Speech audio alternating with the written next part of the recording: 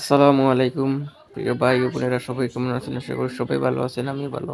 তো আমি এখন একদিকে যামু, তাই বাইকটারে মুছে নিতেছি। মুছিয়া বা ঘর থেকে বাইর করমু। তো বাইকটা গাড়িটাতে নিয়ে আইছি, গাড়িটা কইলা গাড়ি স্টার্ট দিমু।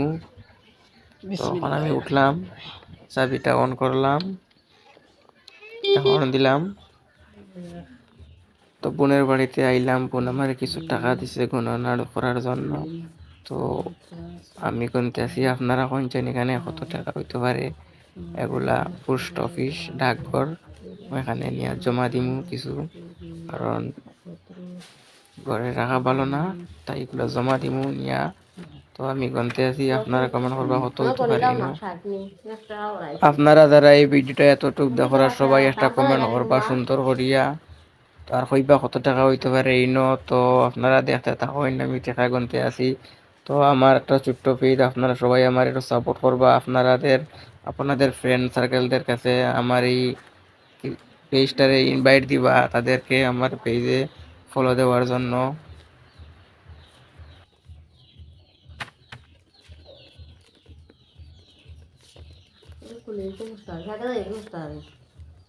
তো আইলাম ডাকঘরও, এটা হচ্ছে ফর্ম, এই ফর্মটা ফিল আপ করিয়া আমি টাকাটা জমা দিব। তো ফর্ম আমি ফিল আপ করিয়া টাকাটা জমা দিয়া চলে এলাম খালাতো ভাইয়ের দোকানও। এটা হচ্ছে পাওয়ার ব্যাংক।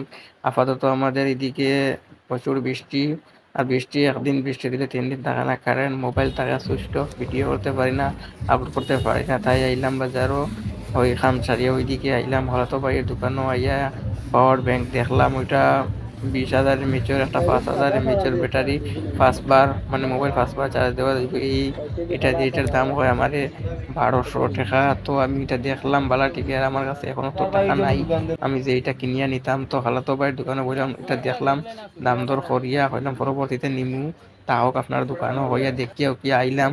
অহনকু যাইমু কৈলাস শহর। তো রাস্তার কিছু সুন্দর ভিউ আমি আপনারা দেখাইলাম।